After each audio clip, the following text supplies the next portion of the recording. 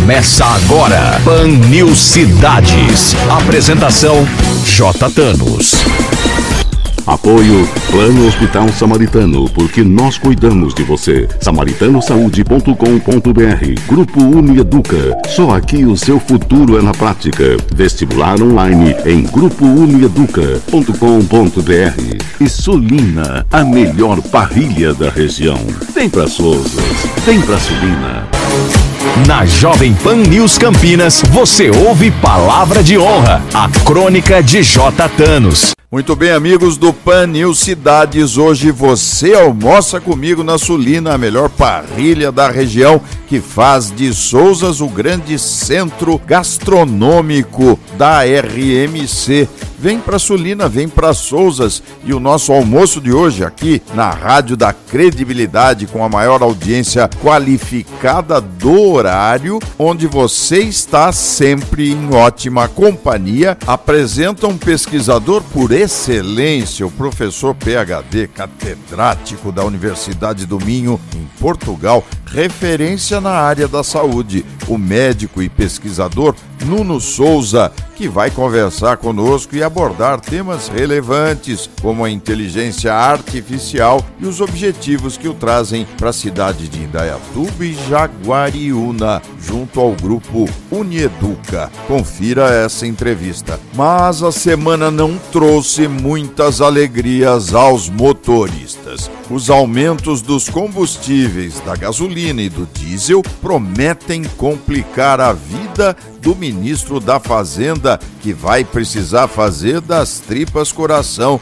para segurar as pontas e não permitir que o dragão inflacionário acorde do seu sono profundo. Todo mundo sabe que os combustíveis são os calcanhares de Aquiles e qualquer bobeada, o bichinho acorda. Brasília, mas parece com uma colcha de retalhos e o poder está em pedacinhos, numa divisão desigual que afasta os apoiadores de campanha, e Lula sabe disso e não quer fazer nada para proteger a ministra do Faz de Conta, Simone Tebet, e o homem cheio de ideias, Márcio França. Lula lançou o PAC, Plano de Aceleração da Economia, e reiterou que ministro não é para ter ideias, o que novamente é um puxão de orelhas bem dado.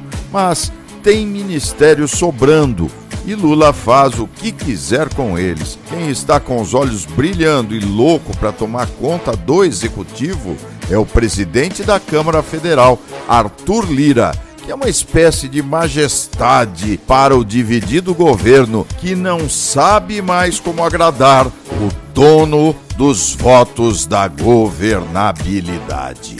Antes do nosso entrevistado, você confere a crônica que os ouvintes e a nossa produção pautaram para essa edição do Pan News Cidades. Confira. Pan News Cidades. Prepare o seu coração e o seu bolso para as coisas que eu vou contar. O preço dos combustíveis começa a disparar e as previsões não são boas. O represamento promovido pelo governo começa a vazar pelos buracos da política e a volta do ICMS, mordida estatal sobre o faturamento gigantesco da lucratividade astronômica que oscila para cima e para baixo. Escoa pingo a pingo. E a mágica do congelamento artificial dos combustíveis começa a desfazer a ilusão. E como diz a letra do samba, é devagar, devagarinho que a economia vai reagindo aos remédios mal administrados. Máquina inchada, novos e inúteis ministérios, verdadeiros porta-cabides parasitados por indicações de partidos interessados em absorver o capital da barganha dos votos no Congresso. A política do é dando que se recebe voltou com portas mais largas a um mercado de pulgas ministerial, cujo produto traduz o número de apaniguados que caberão nesse circo de horrores. Cidades. E tenho dito palavra de honra. Pan News Cidades. Lembre-se que esse e outros programas estão disponíveis pelo Spotify. Basta digitar e tenho dito palavra de honra. E você pode também acessar o meu Instagram digitando JTanosJR. As crônicas veiculadas durante a semana pela Jovem Pan News Campinas podem ser conferidas no blog jtanos.blogspot.com. Continue conosco no Pan News Cidades, porque aqui o seu direito é o nosso tema. O Pan News Cidades volta já.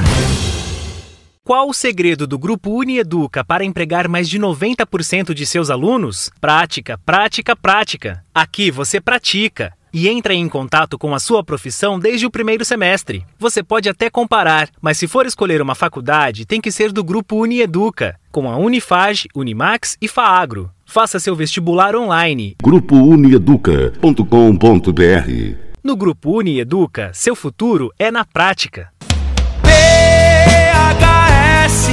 Saúde é o melhor plano da região. PHS, PHS, Samaritano Saúde, campeão. SamaritanoSaude.com.br. Agora, no Pan News Cidades, entrevista.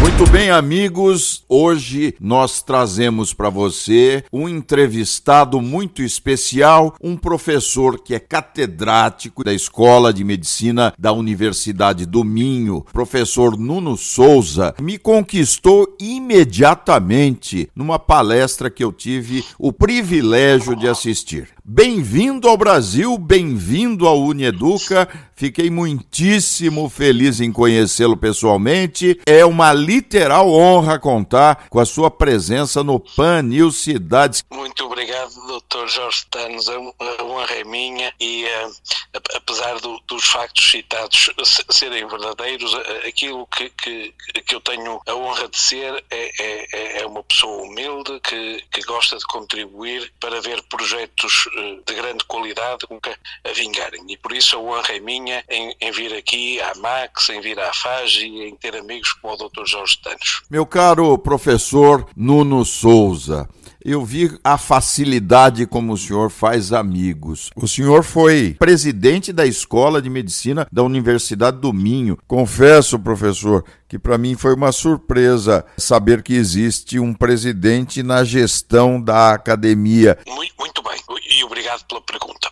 Portanto, em Portugal o que é normal, o que é também verdade na Universidade do Minho, é que a Universidade tem um reitor. Portanto, a figura do reitor é a figura da pessoa, do indivíduo que gere o todo da Universidade. Depois, a maior parte das universidades em Portugal estão organizadas em faculdades. E nesse caso, como o Dr. Jorge Tanos disse muito bem, a figura que a gere é do diretor da faculdade.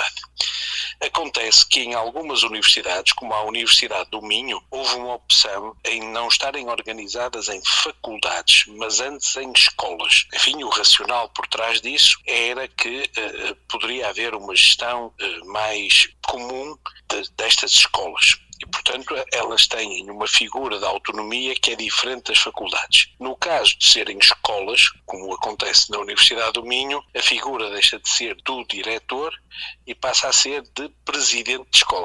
E por essa razão, nós temos presidentes. E eu fui, até julho do ano passado, de facto, o presidente da Escola de Medicina, que é um cargo que está ligado a mandatos e ao fim de 2 mandatos deixa de ser possível continuar a exercer essa função. E com relação ao Hospital de Braga, o senhor é o diretor do Centro Acadêmico Clínico desse hospital, não? Muito bem, sou sim senhora. Portanto, quando enfim, durante o período em que eu fui o presidente da Escola de Medicina, uma visão para a escola que fazia cumprir a missão da escola, que era servir as populações que estavam, enfim, no nosso ecossistema, e a visão que eu e os meus colegas construímos foi uma visão que estava assente em 4 pilares. Um pilar que era o pilar da formação, com o nosso curso de medicina, mas também com os programas de mestrado e doutorado associados à Escola de Medicina, e que são variados. Um segundo pilar que era o pilar da geração de conhecimento, e esse pilar tinha 2 estruturas, uma que era um instituto de pesquisa fundamental e de translação, e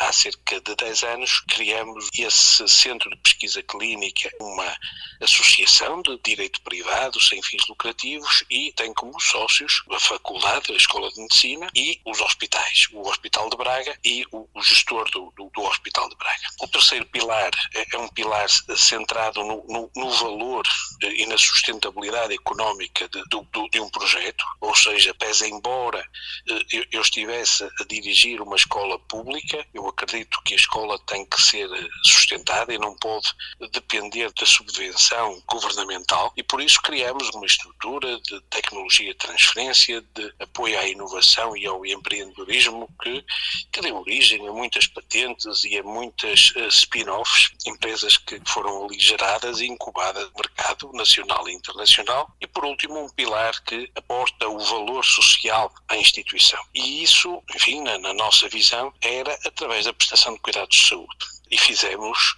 crescer esse pilar, criando uma clínica de medicina digital que não compete de todo com as instituições hospitalares e com as instituições dos níveis primários de saúde, de atenção primária, que eram e são colaboradores fundamentais da Escola de Medicina, mas antes complementa a prestação de cuidados de saúde para todos, e é com muita alegria que vos posso dizer que conseguimos criar redes de prestação de cuidados e de promoção da saúde, onde estão pessoas que falam português, a língua que nos une aos portugueses e aos brasileiros, e que representam uma população gigante ao nível global, e que é muito natural que quando sentem necessidade de cuidados de saúde prefiram falar na sua língua mãe. Portanto, foi um grande sucesso também a criação deste Centro de Medicina Digital.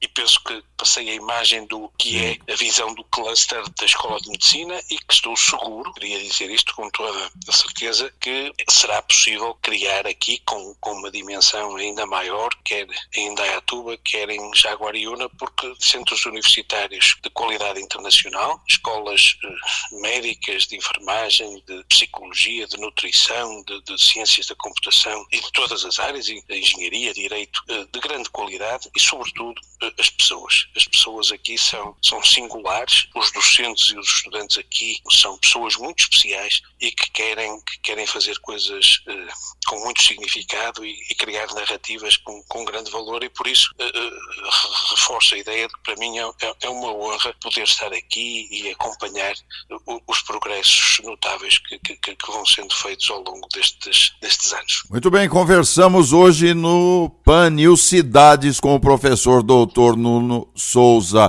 professor catedrático, que hoje traz uma grande contribuição para o grupo Unieduca, para as faculdades de medicina, para todos os cursos, como ele já disse. Professor doutor Nuno Souza, deixa eu fazer uma pergunta sobre a neuroradiologia. Me parece ser uma das suas especialidades. Ela é muito importante hoje para a medicina. Gostaria que o senhor abordasse rapidamente, eu sei que é difícil, é um tema que deve ser exaustivo, mas até que ponto hoje a medicina clínica depende de um radiologista ou equipamentos similares no diagnóstico de doenças? Excelente pergunta. Eu vou ser muito sintético na resposta, a pedido do Dr. Jorge Stanos. A visão que eu acredito é que a imagem é de facto um elemento essencial em qualquer processo de tomada de decisão. E, portanto, a imagem pode estar dissociada da evidência clínica e da tomada de decisão baseada na evidência clínica. E é isso que a imagem médica, a radiologia, aporta de valor ao processo do raciocínio clínico. Todos os dias, quando um prestador de cuidados de saúde está a ver um doente, aquilo que tem à sua frente é um desafio que ele aborda numa lógica dedutiva ou probabilística. E, portanto, ele parte de uma hipótese, de um diagnóstico e vai criando mecanismos de alterar as probabilidades no sentido de chegar ao diagnóstico definitivo. Uma das coisas que mais influencia esta alteração de probabilidades é, de facto, o contributo que vem da imagem médica. E por isso, de facto, hoje em dia não é possível imaginar a prestação de cuidados de saúde na área do sistema nervoso sem o auxílio da imagem médica. Mas é mais do que isso, porque a imagem médica transforma-se e as técnicas associadas transformam-se agora também em mecanismos de intervenção terapêutica. Portanto, houve uma evolução de quem faz este tipo de especialização, no sentido de ir para além do diagnóstico e começar a ter desempenhar um papel relevante na intervenção terapêutica. Por último, e não menos verdade, é um dos que mais tem evoluído na sua interação com a inteligência artificial. Porque, de facto, começamos a ter uma noção de que existem algoritmos de inteligência artificial, diferentes técnicas, de que, enfim, não importa muito falar com detalhe nesta conversa, mas que, de facto, ajudam, não substituem, reforço isto, não substituem o médico nem a pessoa, mas que ajudam de uma forma determinante na melhoria da prestação de cuidados de saúde. E, portanto, há também aqui uma fantástica janela de oportunidade para nós evoluirmos e, com esta evolução, servirmos melhor as pessoas. E portanto, caro amigo Jorge Tanos, é isto que me apaixona na neuroradiologia. É o poder ajudar os meus colegas nos seus esforços de tratamento dos seus pacientes e, ao mesmo tempo, estar na fronteira do futuro e criar e dar passos e ajudar, enfim, com contributos minúsculos da minha parte, mas ajudar a predizer o futuro, que me entusiasma nesta área. Professor Nuno, quando o senhor, de maneira muito polida, educada, diz que a inteligência artificial não substitui o profissional, no caso da medicina, isso está acontecendo hoje em todas as áreas. Inteligência artificial hoje é top 10 da discussão, até na academia. Tem professores apavorados com a inteligência artificial. Como é que eu vou lecionar agora? O aluno coloca lá, não sei se o trabalho foi feito por ele, não foi. O senhor está sendo só educado quando diz que não vai substituir o profissional, no caso objetivo em que expôs, ou realmente o ser humano vai utilizar numa dose certa esta ferramenta, o algoritmo que assusta tanta gente? Muito bem. Eu não estou a ser apenas educado. Eu de facto, acredito sinceramente no que estou a dizer. E vou tentar explicar porque é que eu acredito nisto. A inteligência artificial e os algoritmos que dela derivam já é o presente para nós. E, portanto, e tem-nos auxiliado de forma a evoluir. Muita dessa reação e dessa reatividade resulta de alguma dificuldade de todos nós, e eu também me incluo nesse grupo, de aceitar a mudança com tranquilidade. Mas, de facto, a mudança existe e é ela que nos torna também humanos. Mas não é possível que a inteligência artificial substitua o humano, porque há um conjunto de dimensões que são próprias da capacidade do nosso hardware que está no sistema nervoso central, e é por isso que eu tenho este fascínio pelo cérebro, que não é reproduzido pela inteligência artificial e muito dificilmente será. Mesmo quando se ouve falar os especialistas da área. E, portanto, o que eu digo e digo isto para o médico, digo isto para o advogado, digo isto para o professor, é que eu espero sinceramente e acredito sinceramente que aqueles que usam a inteligência artificial bem vão ser os profissionais mais proficientes, com melhor desempenho no futuro. E, portanto, eu direi com tranquilidade que espero que o meu médico, quando eu preciso de cuidados de saúde, use inteligência artificial para o ajudar a tratar-me melhor. A segunda dimensão da pergunta do Dr. Jorge Tanos transporta-nos para uma dimensão diferente.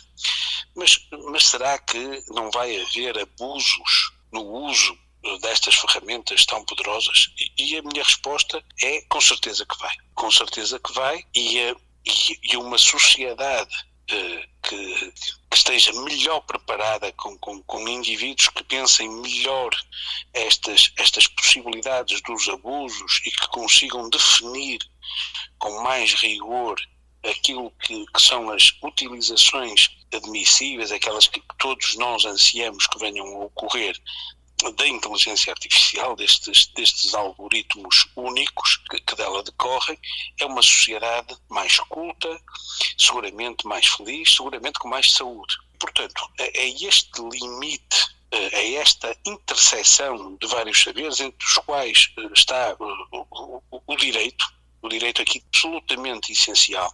Estes conceitos do limite da ética, da bioética, que vão ter que ser discutidos com muito rigor para que nós encontremos o conforto na utilização apropriada de ferramentas que de facto têm um potencial enorme e que, se não forem bem reguladas, se não forem usadas apropriadamente, também obviamente representam um perigo enorme. Professor Nuno Souza, catedrático, médico, pesquisador, uma das suas áreas, ou pelo menos conhecendo muito pouco o senhor, mas pela sua obra, professor, a gente percebe, Nuno, que você é um homem que tem uma visão abrangente da vida e do mundo.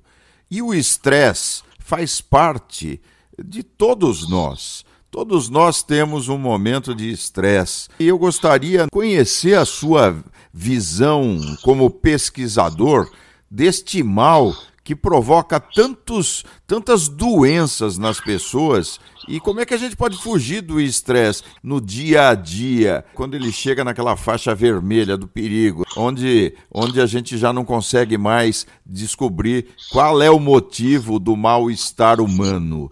Tem algum jeito, tem alguma fórmula para isso, caríssimo? Tem, sim, senhora. Vamos então a isso e de falar de uma das minhas áreas prediletas de pesquisa e que aliás, foi aí que fiz o meu doutorado. Eu comecei, eu entrei para a escola médica a meio da década, em 1986, a meio da década de 80 do século passado. E lembro-me perfeitamente que quando cheguei à minha faculdade de medicina, no Porto, tinha acabado de sair um artigo sobre um artigo formidável, uma revisão sobre os efeitos dos corticosteroides, que são as hormonas que medeiam o stress, no cérebro. E eu li aquele artigo com imensa paixão e esse artigo transformou-se numa referência que me levou a fazer o doutorado nessa área alguns anos depois, para verem como às vezes a vida é feita de pequena e nada de coincidente. E de facto o que é que se passa? Primeiro eu queria desmistificar a ideia de que o stress é mau. O stress é fantástico. Se não fosse o stress, nós não estávamos vivos, não havia espécie humana. É o stress que nos prepara para a evolução do dia-a-dia. E o stress o que é? É um estímulo, desperta em nós uma resposta. E na esmagadora maioria das vezes esta resposta é positiva e permite-nos lidar melhor com aquele estímulo nas vezes futuras. A este stress os pesquisadores da área chamam isto o stress positivo. Contudo, também é verdade que existe um stress que é negativo. A isso nós chamamos de estresse. É um stress que conduz a uma resposta seja, perante um estímulo, o meu organismo, em vez de criar uma resposta que me prepara melhor para o futuro, faz exatamente o oposto. E falo porque ou responde em demasia, produzindo as hormonas ditas de stress em quantidade anómala ou fora de tempo e portanto, cria aquilo que vulgarmente as pessoas designam por stress genericamente e associam a esta imagem negativa. Ora bem, eu e outros colegas estávamos interessados em perceber como é que o cérebro respondia a este stress negativo, quais eram as regiões do cérebro que respondiam a este stress negativo, e foi esse mapeamento que fiz no doutorado. Pois, porque o cérebro é uma área, enfim, que se caracteriza pelas suas múltiplas ligações, começamos a trabalhar num conjunto de técnicas mais sofisticadas que passavam a olhar, em vez de ser para uma região cerebral isoladamente, para a forma como estas regiões cerebrais comunicavam entre si, e fomos construindo mapas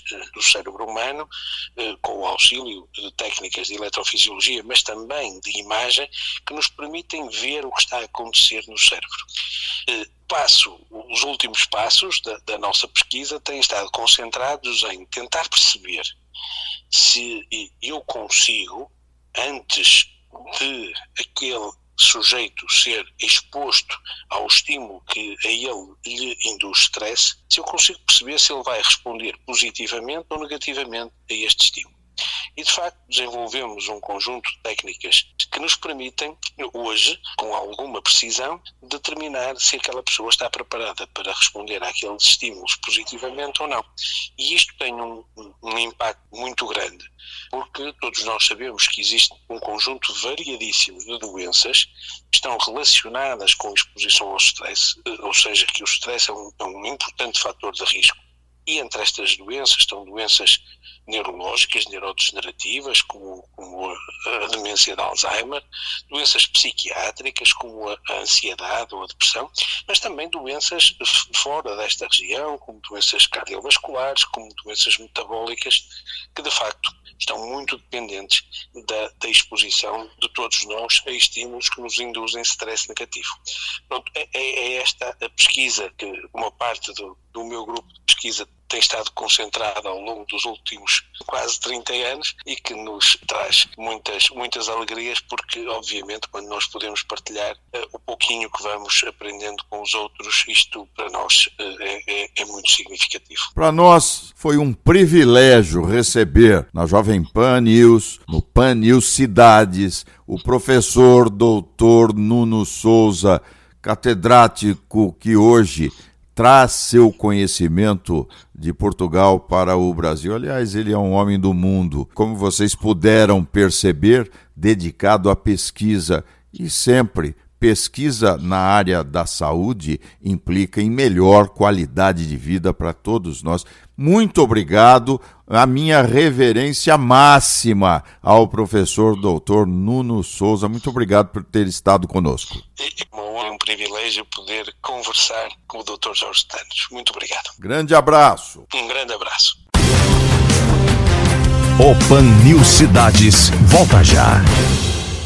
Qual o segredo do Grupo UniEduca para empregar mais de 90% de seus alunos? Prática, prática, prática. Aqui você pratica e entra em contato com a sua profissão desde o primeiro semestre. Você pode até comparar, mas se for escolher uma faculdade, tem que ser do Grupo UniEduca, com a Unifage, Unimax e FAAGRO. Faça seu vestibular online. GrupoUniEduca.com.br. No Grupo UniEduca, seu futuro é na prática. PHS Saúde é o melhor plano da região. PHS